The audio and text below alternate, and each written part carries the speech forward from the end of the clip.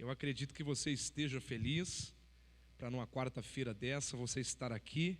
Certamente nós temos grandes projetos no reino de Deus. Quantos estão desejosos por ouvir a voz do Senhor? Quero te convidar a abrir a sua Bíblia no livro dos Salmos, o capítulo de número 42. Este é o texto que nós vamos meditar nesta noite.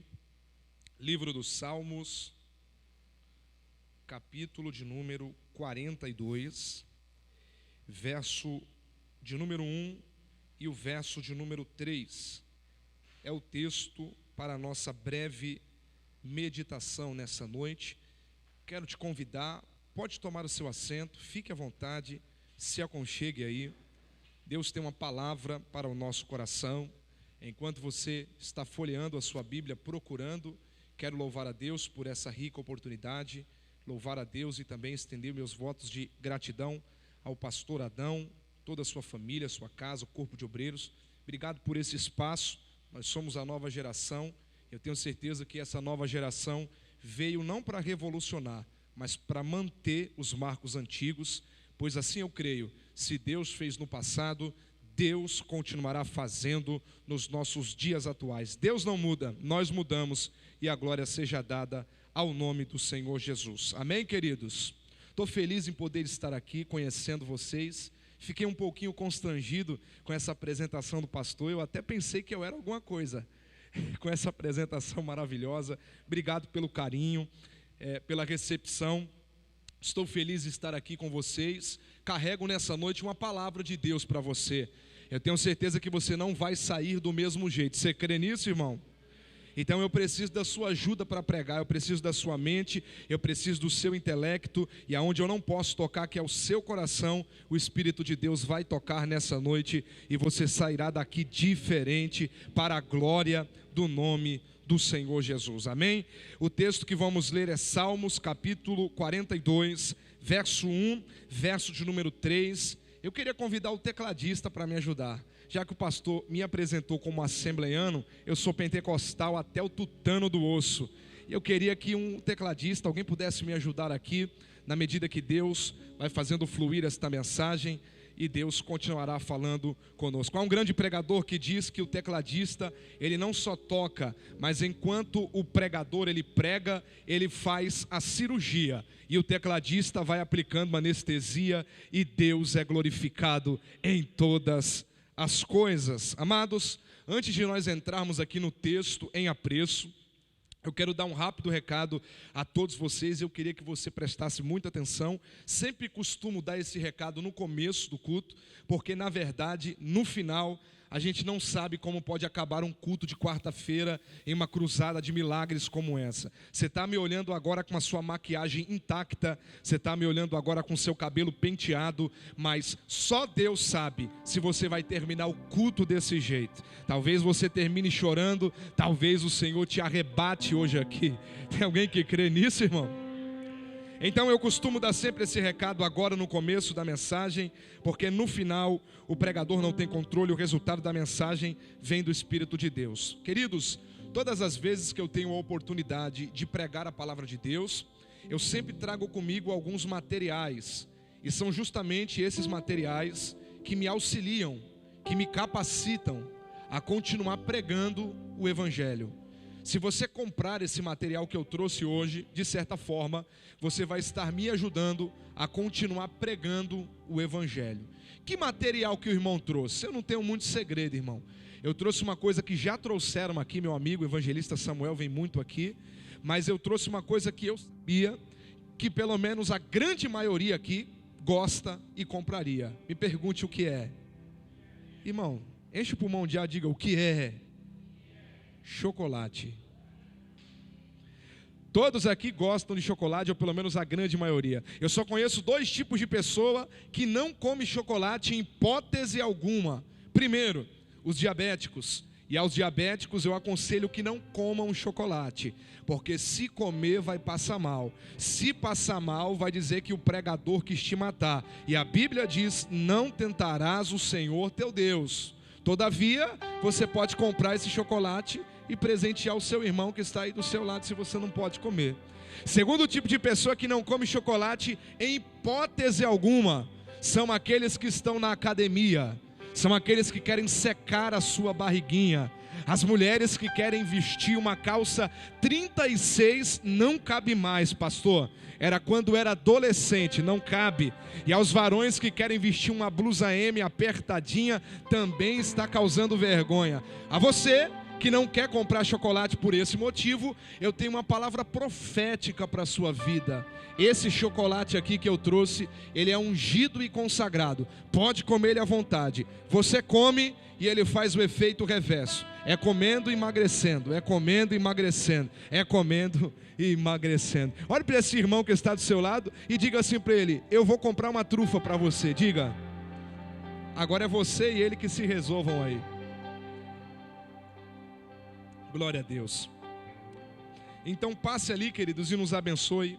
O servo do Senhor, o obreiro, vai nos ajudar no final. Amém? Quantos podem dizer amém? Abre a sua Bíblia aí. Salmo 42, verso 1 e verso de número 3. Eu gostaria de pedir apenas que melhorasse só um pouquinho o retorno para mim. Eu não tenho essa voz de locutor do pastor Adão. Daqui a pouco eu já não consigo falar mais nada. A minha voz é bem fraca. Eu prometo a vocês que eu vou gritar pouco no ouvido de vocês hoje, tá bom? Vamos para a Bíblia. Melhorou muito, glória a Deus. Vamos para a Bíblia. Salmos 42, verso de número 1. Diz o texto: como o cervo brama pelas correntes das águas, assim suspira a minha alma por ti, ó Deus. Verso 3: as minhas lágrimas servem-me de mantimento de dia e de noite, porquanto me dizem constantemente: onde está o teu Deus? Eu queria que você repetisse comigo o verso 1, e é proposital. No 3, todos juntos, um coral bem bonito. Vamos lá? 1, 2, 3. Como o cervo, assim suspira a minha alma por ti, ó Deus. Como nós estamos debaixo de um tema, o Senhor Deus assentou uma palavra ao meu coração. Nesta noite eu quero falar a vocês sobre o clamor de uma corça. O clamor de uma corça. Pergunte para essa pessoa: você sabe qual é o clamor de uma corça? Muito bem, nós vamos descobrir hoje nesta oportunidade. Amados, o livro e o texto que lemos está na Bíblia como um dos livros mais lindos que nós tivemos a oportunidade de ter acesso de ler dentro do cânon bíblico. O livro dos Salmos é um dos livros mais extraordinários que eu particularmente acho na Bíblia Sagrada. Um livro poético, um livro musical, um livro lindo de se ler e de se louvar também. Todavia, este livro que para nós é um livro, na verdade para o povo hebreu, que é o povo que recebeu esta cultura, é muito mais do que um livro, é muito mais do que uma poesia, é muito mais do que músicas. Na verdade, o livro dos Salmos para os hebreus, para os judeus, é como se fosse uma espécie de inário, é como se fosse a harpa cristã dos hebreus. Este livro, a qual contém vários tipos de poesias que foram introduzidas aqui, muitas vezes escritas em momentos de adversidade, outras vezes em momentos de grandes conquistas, ou em momentos de peregrinação a uma terra prometida. Na Bíblia Sagrada, eu muito me fascino com o livro dos Salmos, porque ele não é só música, ele não é só louvor. Na verdade, dentro do livro dos Salmos, nós conseguimos encontrar uma simbologia, ou uma representação daquilo que para os judeus é algo mais importante de sua cultura, a saber, a Torá. A Torá é o conjunto dos 5 primeiros livros da Bíblia escritos por Moisés: Gênesis, Êxodo, Levítico, Números e Deuteronômio. Nós sabemos, todos nós, que para a cultura judaica, os judeus Na época do Antigo Testamento, consideravam como regra de fé e prática apenas esses 5 primeiros livros da Bíblia. E dentro do livro dos Salmos, nós conseguimos ver divisões. Nós podemos dividir o livro dos Salmos pelo menos em 5 repartições. Cada repartição é uma representação de um livro da Torá, como por exemplo, do Salmo de número 1 ao Salmo 41, a qual é a representação do livro do Gênesis. Nós podemos encontrar muitos salmos de Davi, falando da sua intimidade com Deus, das suas lutas e das suas vitórias. O segundo livro que nós encontramos dentro do inário de Salmos, encontra-se do Salmo 42 ao Salmo de número 72, a qual a sua característica especial está justamente ligada a apresentar o clamor da comunidade dos filhos de Corá, as suas orações no momento de sofrimento. É interessante dizer que do Salmo de número 42 ao Salmo de número 72, a palavra Deus nenhuma vez é traduzida no hebraico como Iavé, mas todas as vezes Deus é chamado de Elohim. É por isso que os entendidos afirmam que do Salmo 42 ao Salmo de número 72 são salmos que estão inclusos dentro do saltério eloístico, porque Deus não é chamado de Yahvé, Deus é chamado de Elohim. Do Salmo 73 ao Salmo de número 89, nós encontramos muitos salmos, músicas e poesias do grande músico da Bíblia chamado Asaf.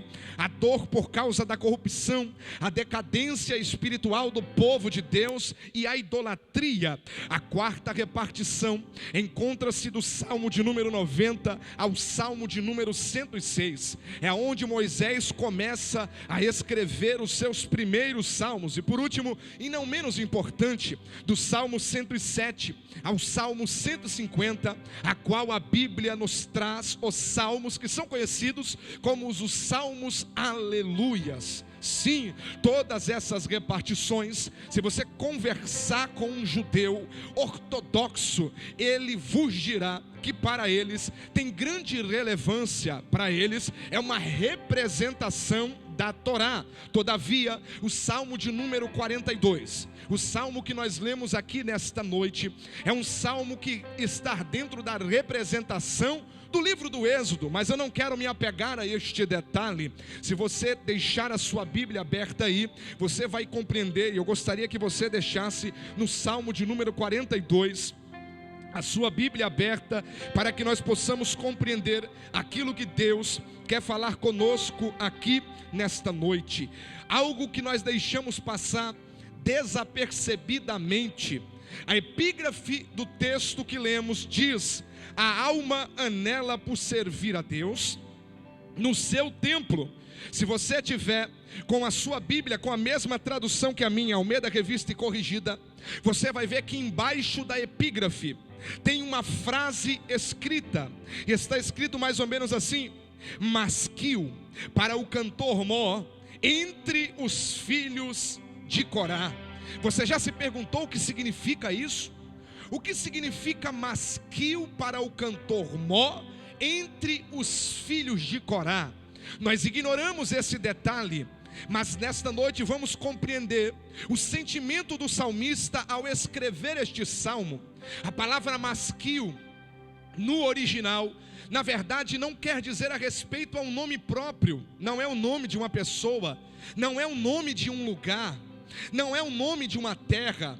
Na verdade, masquil é uma conjugação que tem um significado importantíssimo para a compreensão do salmo. Todas as vezes que você for ler um salmo e estiver abaixo de sua epígrafe a palavra masquil, isso significa que masquil é um salmo de orientação, é um salmo de ensinamento. Quando este salmo foi escrito, o seu intuito não foi ser escrito para corrigir os seus leitores, o seu intuito não foi escrito para fazer declarações aos seus leitores. Não, quando este salmo foi escrito, ele foi escrito na intenção de orientar aquele aquele que o recebera, de ensinar. Mas ensinar quem? Está aqui.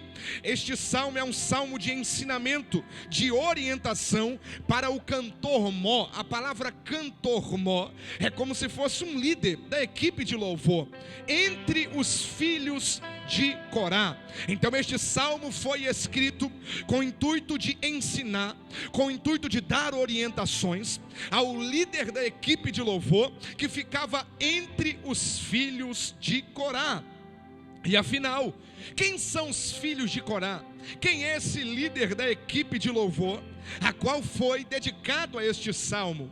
Nós sabemos que por muitas vezes os estudiosos outorgam a autoria desse salmo aos filhos de Corá, mas quando eu passo a observar a categoria e a escrita poética deste salmo, eu muito assemelho-me à forma de Davi se expressar, como por exemplo neste salmo, no verso de número 5, ele dizendo: porque está abatida, ó minha alma.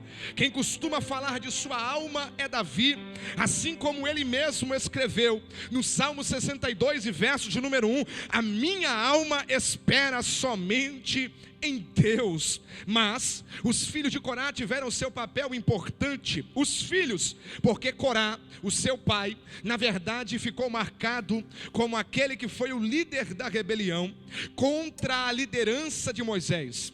Números capítulo 16, Corá olhou para a liderança de Moisés e discordou que Deus falasse só com ele, discordou que Deus desse orientações apenas a Moisés. Então, na companhia de Datã e Abirão, ainda cerca de 250 homens, eles se juntaram para se levantar contra a liderança de Moisés, alegando que isso não pode acontecer. Deus só fala com este profeta. Todos nós aqui somos santos. Deus também pode falar comigo. Deus pode falar com Datã. Deus pode falar com Abirão. Quando essa conversa chegou no ouvido de Moisés, Moisés foi tirar satisfação com ele, porque quem Deus levantou foi Moisés para guiar o povo até a terra prometida. Moisés foi até ele e disse: ouvi falar por aí que você está dizendo que a minha liderança não pode ser apenas legítima, ou apenas Deus falar apenas comigo. Você quer saber quem é santo e quem não é? Você quer saber quem é chamado e quem não é? Vamos fazer um desafio. Se ajunte você, Datã e Abirão e mais 250 homens de fama, e nós vamos fazer o seguinte: vocês pegam os seus incensários na mão e nós vamos levar diante de Deus. Quem chegar vivo diante do sacrifício é aquele que é santo. Quem morrer no meio do caminho é aquele que Deus reprovou, é aquele que Deus rejeitou. O desafio está posto.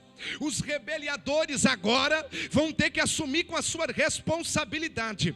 Eles assumiram o desafio. Diz a Bíblia que Moisés tinha tanta autoridade que Moisés apenas não desafiou estes homens que eram rebeldes. Moisés ainda disse assim: se eles morrerem de morte morrida, se eles morrerem de doença, se eles morrerem de velhice, Deus não me chamou. Mas se a terra se abrir e Deus engolir eles vivos, foi porque Deus foi quem autenticou a minha chamada.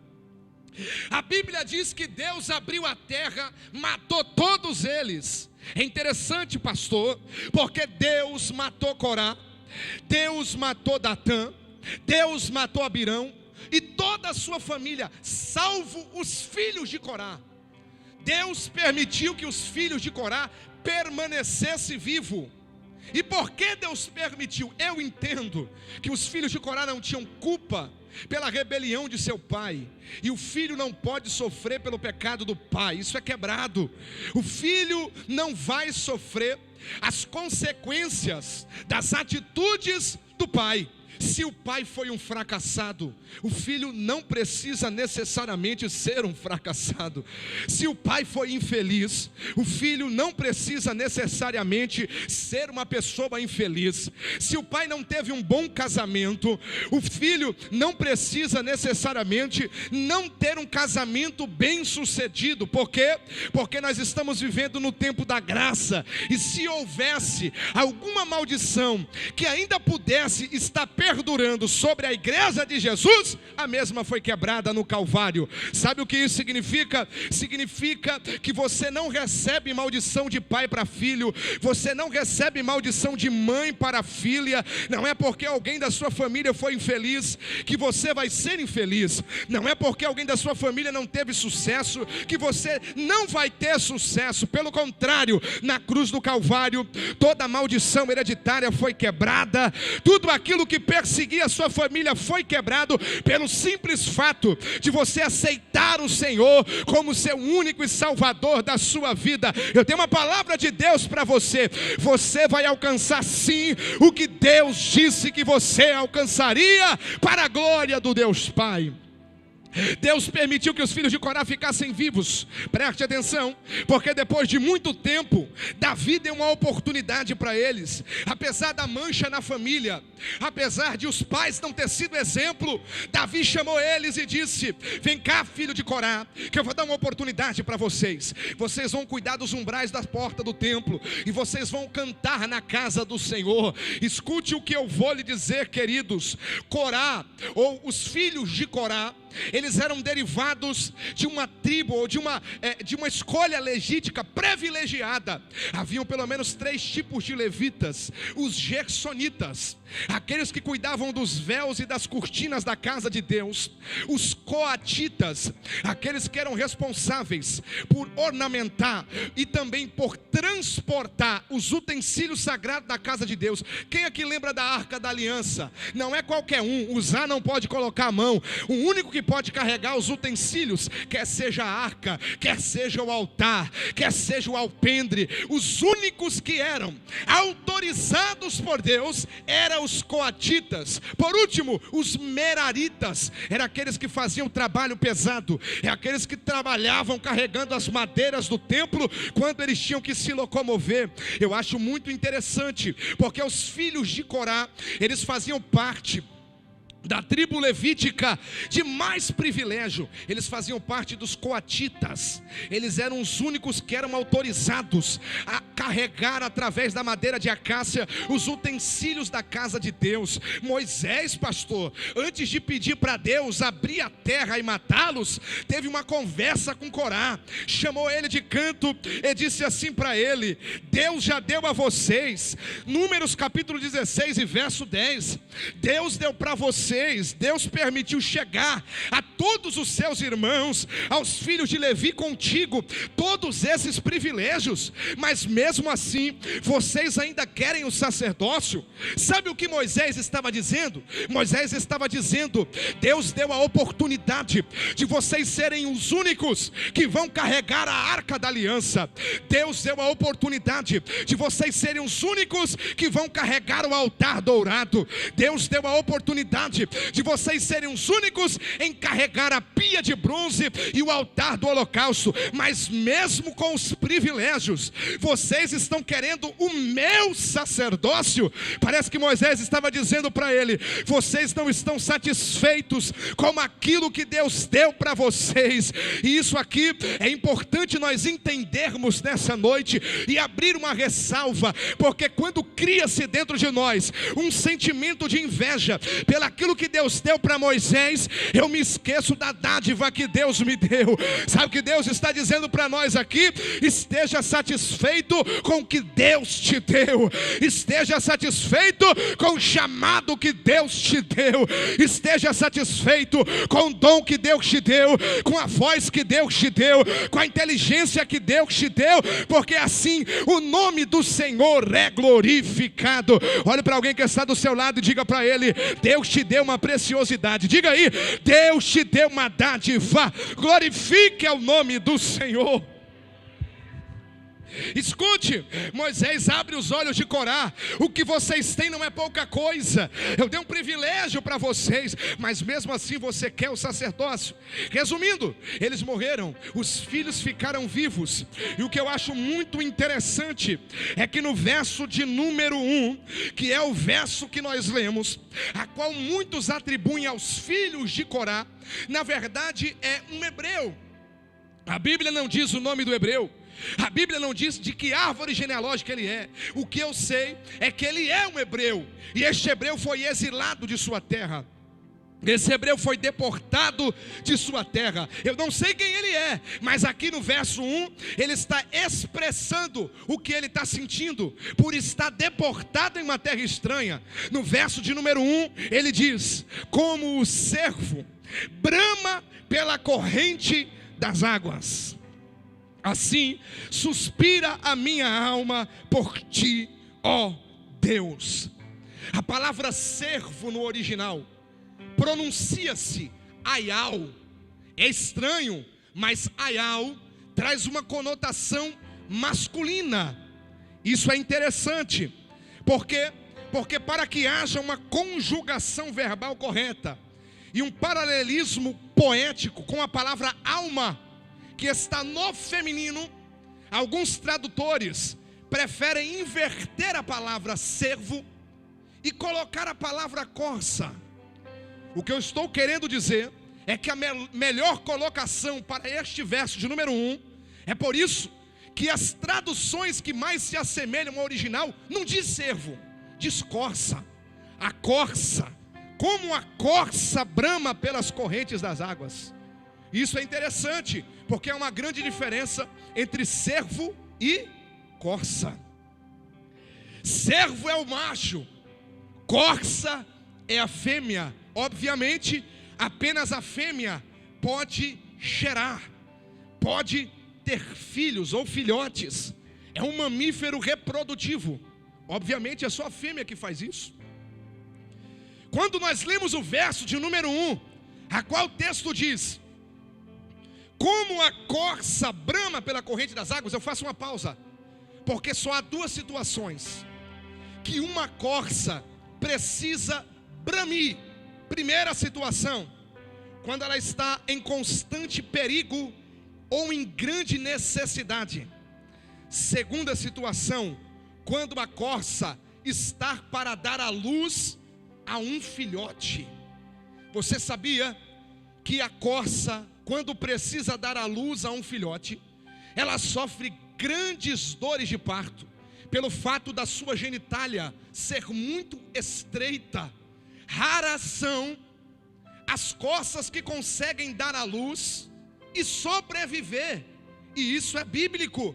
É por isso que o salmista disse no Salmo 29, verso 9: a voz do Senhor faz parir as cervas ou as corças, e desnuda as brenhas, e no seu tempo cada um diz glória. Se a corça parir fosse normal, Deus não precisaria intervir, mas ela sente tantas dores que Deus precisa dar uma ajudinha para ela conseguir parir aquele filhote. Quando a corça sente grandes dores de parto para parir o seu filhote, é aí que ela dá o seu bramido.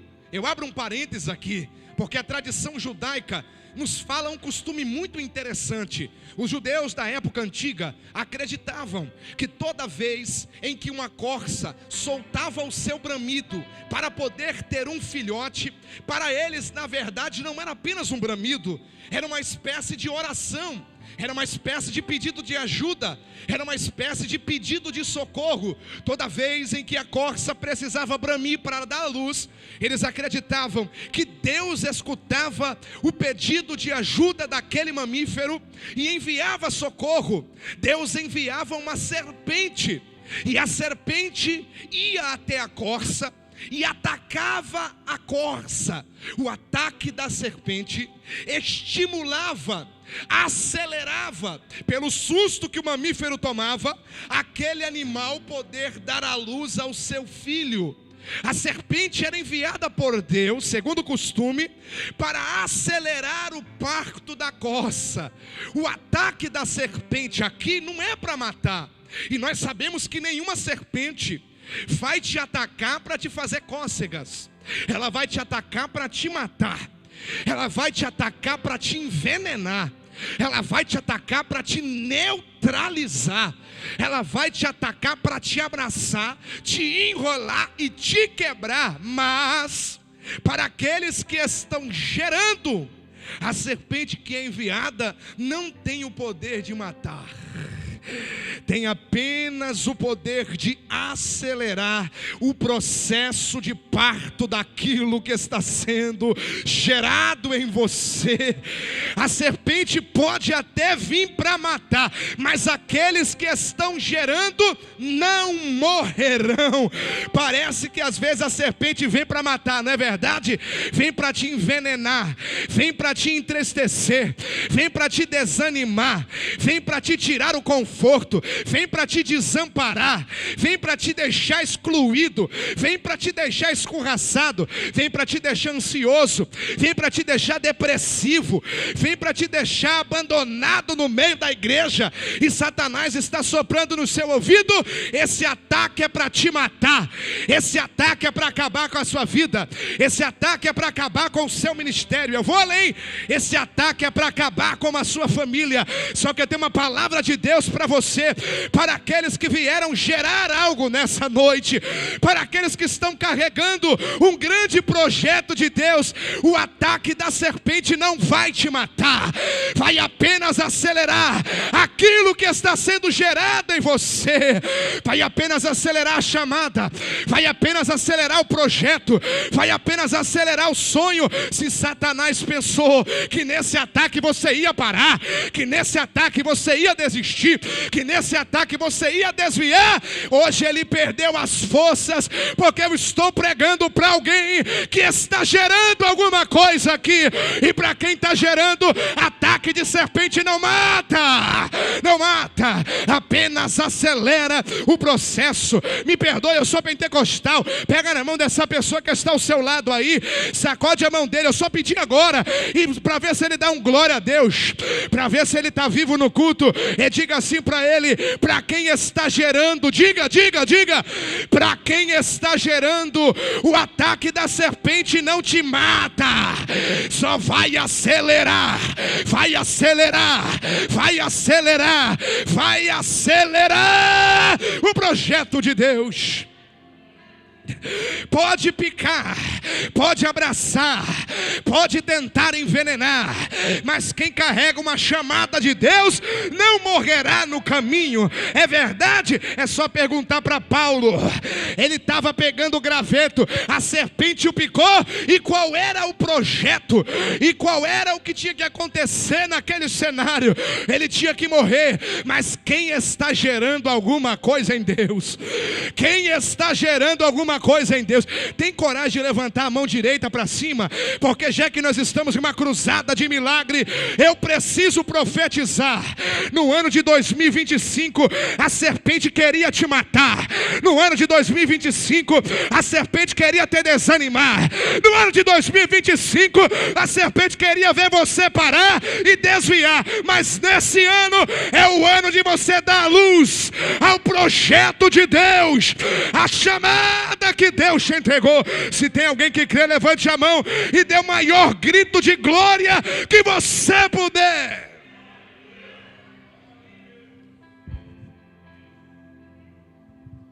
O ataque da serpente, para quem está gerando, é inofensivo. A partir de hoje você vai mudar sua mentalidade, viu?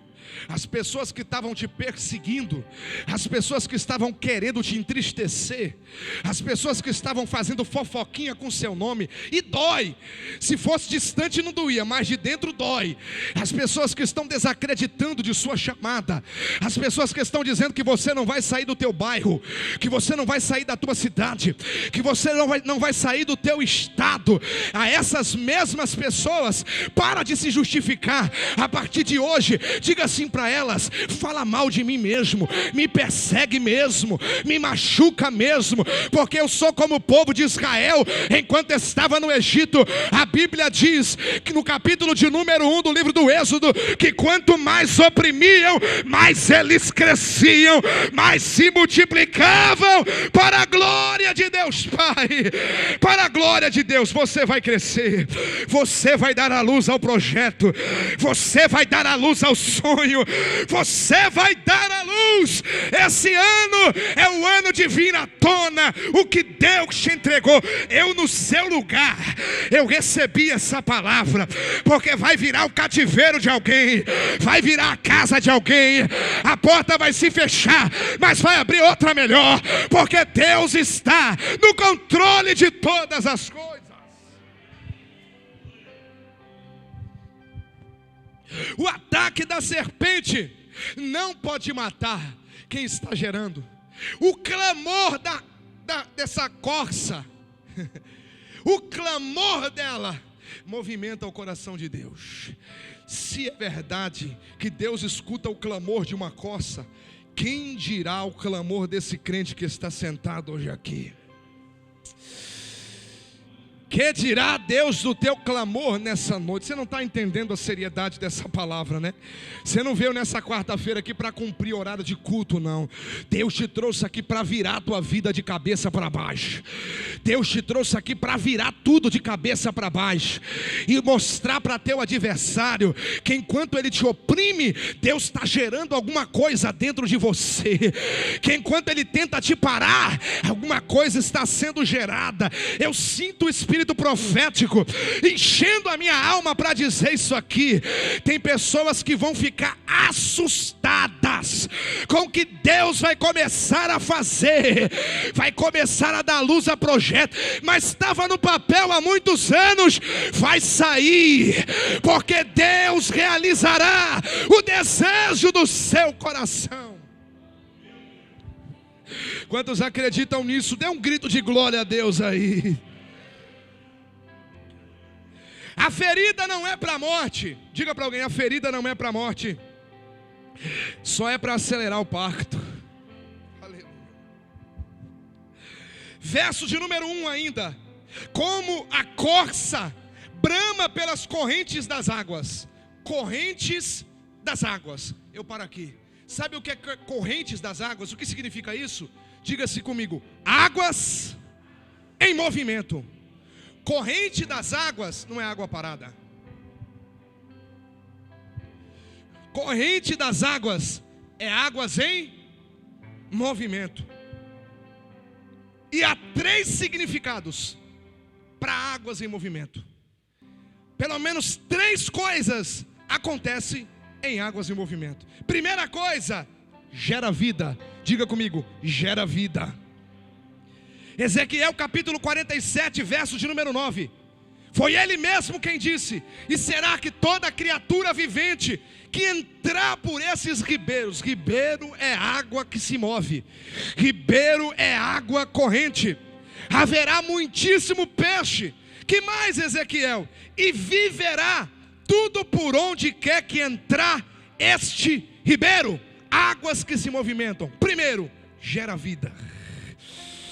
Gera vida. Eu me lembro de João capítulo 4. A mulher estava pegando águas, mas água parada não muda cenário. Ela tirava a água do poço e a vida permanecia inerte. Ela não precisou ir até as águas em movimento. Foi a água viva que foi até ela. E se receberes a água viva, vai criar-se uma fonte dentro de você, vai jorrar para a vida eterna. Primeiro, gera vida. Segunda coisa que águas em movimento pode realizar, diga comigo: curas de enfermidade. Isso aqui é profético. Curas de enfermidade. João capítulo 5, verso de número 4. O paralítico de Betesda, 38 anos na mesma situação. Sabe o que ele estava esperando? Ele não estava esperando ajuda. Que isso? Não. Ele não queria ajuda. Ele não queria o sacerdote lá. Ele não queria a família lá. Ele não queria que o saduceu, rico da época, tivesse lá. Ele não queria que os religiosos fossem lá. Ele só queria entrar nas águas em movimento.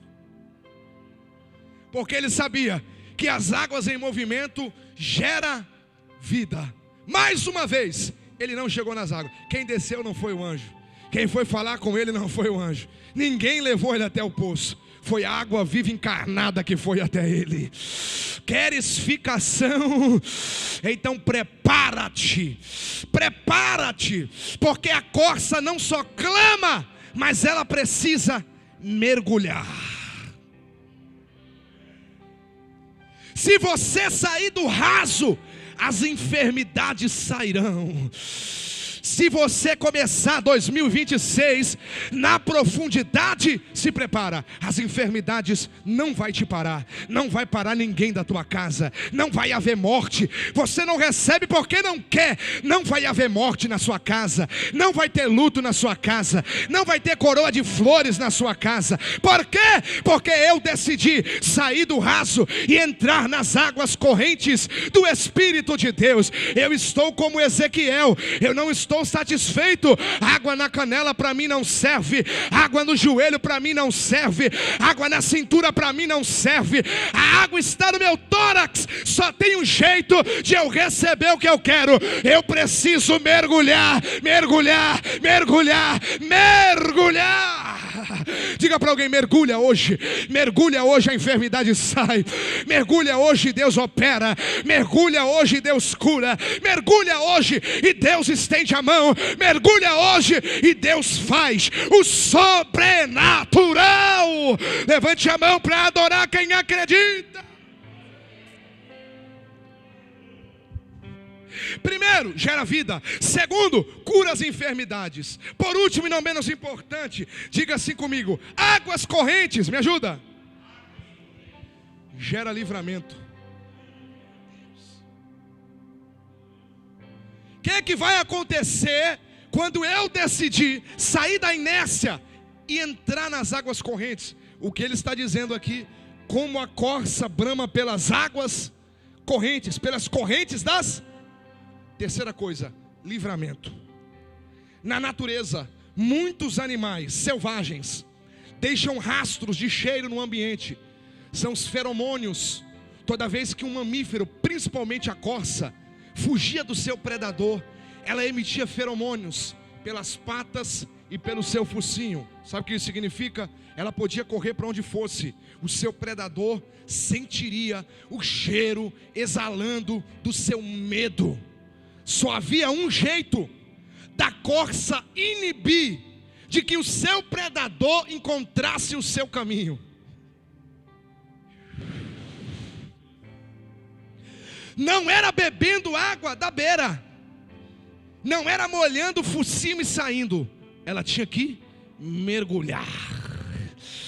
Quando a corça decidia mergulhar, o rastro do seu medo, que o seu inimigo, o seu predador o perseguia, sumia. Sabe o que acontecia? Primeiro, livramento para ela. Segundo, o inimigo ficava perdido. Terceiro, ele perdia a visão. É isso que vai acontecer se nesse ano de 2026 você decidir sair do raso, você decidir clamar, você decidir mergulhar. Te prepara, porque o inimigo que te perseguiu até o dia de hoje, se Satanás te perseguiu até o dia de hoje, sabendo o cheiro do teu medo, sabendo o cheiro da tua fraqueza, quando você decidir mergulhar nas águas correntes, ele não vai entender mais nada. Cadê ela que tinha medo? Cadê ele que tinha medo? O medo desapareceu nas águas correntes e o livramento veio para você, veio para sua família,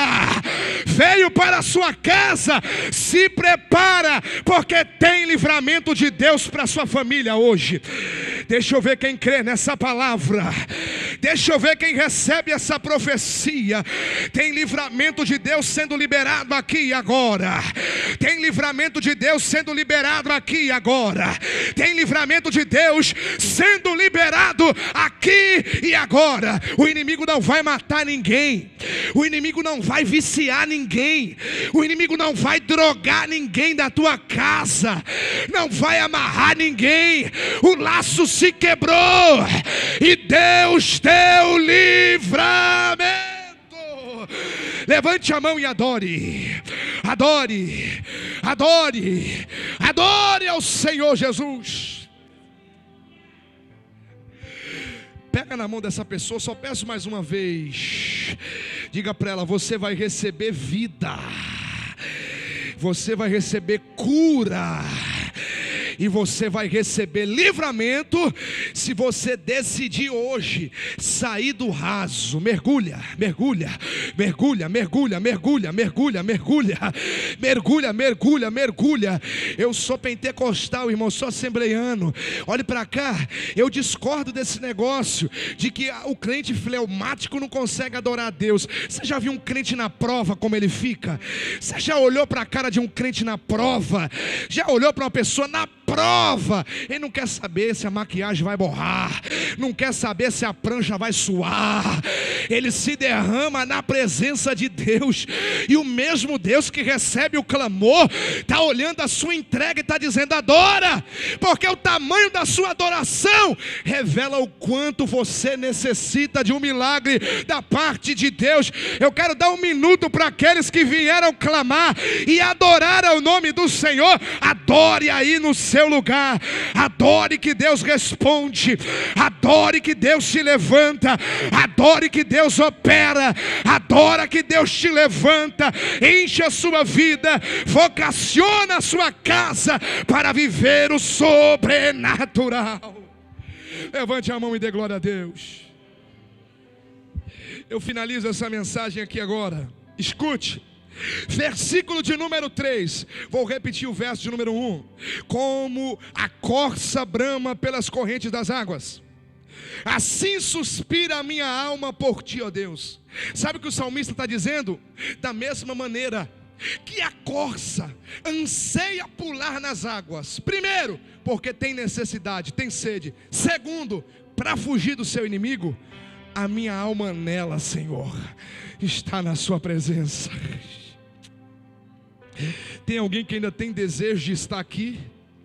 Tem alguém que ainda tem desejo de realmente estar aqui, sem estar por obrigação, sem estar por status, sem estar para cumprir a agenda da igreja, sem estar para todo mundo ao teu redor pensar que você está indo tudo bem? Tem alguém que anela por essa presença? Eu creio que esse ano de 2026 nossos olhos verão coisas que ainda não vimos, o nosso ouvido ouvirá coisas da parte de Deus que nós ainda não ouvimos. É o ano de ir na profundidade e conhecer o desconhecido de Deus. Verso de número 3, eu finalizo. As minhas lágrimas servem-me de mantimento de dia e de noite, porquanto me dizem constantemente: onde está o teu? Pergunta para o teu irmão: onde está o teu Deus? A pergunta dessa pessoa ao exilado aqui é provocativa. Ele não quer saber onde está o Deus dele. Ele está dizendo assim: cadê o teu Deus que não te livra daqui? Cadê o teu Deus que não te livra desse problema que você está vivendo aí? Cadê Ele? Esse é o sentido da pergunta deste homem que provoca esse hebreu. Onde está o teu Deus que não te livra desse cativeiro aqui? Só que o inimigo que oprime não entende.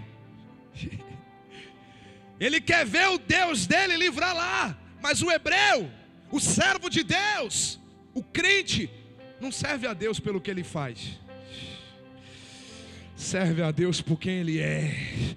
Sabe o que isso significa? Se ele entrar no cativeiro e me tirar de lá, ele é Deus. Se ele não fizer, ele continua sendo Deus. Se a porta que eu orei a Deus nesse ano se abrir, Ele é Deus, mas não se abrir, Ele continua sendo Deus. Se Deus não soprar o meu nome nas nações, como me prometeu ao decorrer de tantos anos, Ele é Deus. Mas se de repente Ele não quiser, Ele continua sendo Deus. Olhe para mim. Sabe o que deixa o teu adversário completamente confuso e perdido? É olhar você passando pela prova, passando por problemas insolúveis, estando aqui adorando e glorificando ao nome do Deus Criador dos céus e da terra. Diga para essa pessoa: quer confundir teu inimigo? Adore. Adore na prova, Adore na dificuldade, não vai entender nada. Parece que nem está na prova, mas está adorando. Escute, aonde está o teu Deus? Ele poderia não dizer, ele não está aqui. É verdade, ele não está aqui. Mas se fosse para dar uma resposta e eu estivesse lá, eu ia falar: ele não pode estar aqui me livrando do cativeiro, mas o meu Deus é o mesmo Deus que estava na sarça ardente quando apareceu para Moisés em Êxodo capítulo de número 3. Aonde está o teu Deus? O meu Deus está na boca do grande peixe que engoliu Jonas, em Jonas capítulo 1 e verso de número 7. Aonde está o teu Deus? O meu Deus está na cova dos leões, a qual fez os leões jejuarem e não comerem Daniel, em Daniel 6:22. Aonde está o teu Deus? O meu Deus está no meio da fornalha que está aquecida 7 vezes mais, mas eles caminham no meio do fogo e o fogo não queima, em Daniel 3:25. Aonde está o meu Deus? O meu Deus está na travessia do Mar Vermelho, em Êxodo 14. Aonde está o meu Deus? O meu Deus está na rocha que foi ferida e saiu água dela no meio do deserto, em Êxodo capítulo 17. Aonde está o meu Deus? O meu Deus está na caverna com Elias, em 1 Reis 19. Aonde está o teu Deus? O meu Deus está na casa da viúva de Sarepta, em 1 Reis 19 e 1 Reis 17. Aonde está o meu Deus? O meu Deus está no meio do vale de ossos secos, em Ezequiel 37. Aonde está o meu Deus? Está no tanque de Betesda, em João capítulo 5. Aonde está o teu Deus? Está no Calvário? Não está não. Aonde ele está? Foi sepultado. Então ele está no sepulcro? Também não está, porque no terceiro dia ele ressuscitou. Ele está vivo. Um grande teólogo, entrando em uma discussão diplomática, ao ouvir de um outro inteligente dizendo assim para ele: Jesus não pode ser o filho de Deus, porque ele não tinha nem dinheiro para comprar o seu túmulo. A pergunta que eu faço é: por que Jesus compraria túmulo se ele fosse passar apenas um final de semana? Ele não está lá, ele está vivo e está aqui nessa noite para te fazer mergulhar. Se coloque de pé nessa hora. Se coloque de pé nessa hora, porque a cruz está vazia, a sepultura está vazia, e o que Deus está requerendo de nós hoje aqui é o clamor dessa corça. Clama e mergulha, que os milagres vão acontecer. Clama e mergulha, que Deus vai realizar grandes coisas na sua vida.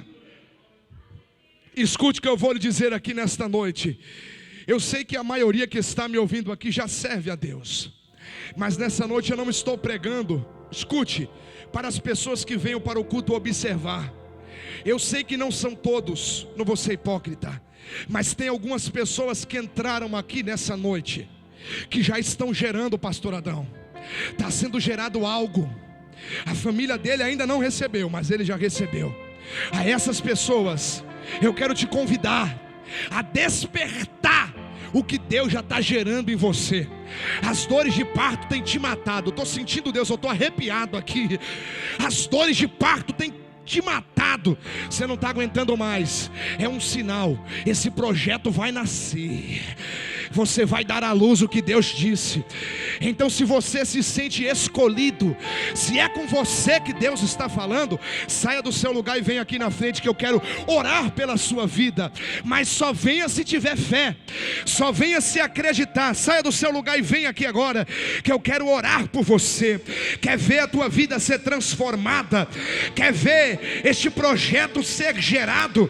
Eu sei que não vai vir todos, eu sei, é normal, porque não são todos que estão gerando, não são todos que estão sendo oprimidos, não são todos que estão sendo perseguidos pelo adversário. A você que tem uma vida boa, a você que tem uma vida abastada, a você que não tem inimigos, eu invejo a sua vida. Eu queria ter a sua vida, mas Deus colocou algo dentro de mim e eu tenho que suportar o peso disso que Deus me deu. Eu quero convidar os chamados a vir aqui na frente agora. Saia do seu lugar e venha aqui na frente agora. Eu quero orar pela sua vida. Nós estamos no ano de 2026, o ano em que a tecnologia tem tomado conta de tudo. Não que eu seja uma pessoa contra a tecnologia, mas eu ainda acredito nas armas espirituais de Deus. A oração é uma arma que abre porta que foi trancada e perderam a chave. A oração faz a corça gerar. O clamor muda destino. O clamor muda as veredas. Saia do seu lugar e venha. Eu vou orar por essas pessoas que estão aqui. Podem se achegar mais à frente. Venham receber o poder do Espírito de Deus. Venham mais à frente que eu quero orar por você. Assim que eu terminar de orar, vocês entram com tudo no louvor, força total, porque o Espírito de Deus vai tocar nessas pessoas aqui. O Espírito de Deus vai distribuir curas nesta noite. Curas divinas serão distribuídas aqui. Eu sei no que eu estou orando aqui nessa noite. O Espírito de Deus vai curar alguém. O Espírito de Deus vai curar o sangue de alguém. O Espírito de Deus vai curar os ossos de alguém. O Espírito de Deus vai curar o órgão de alguém.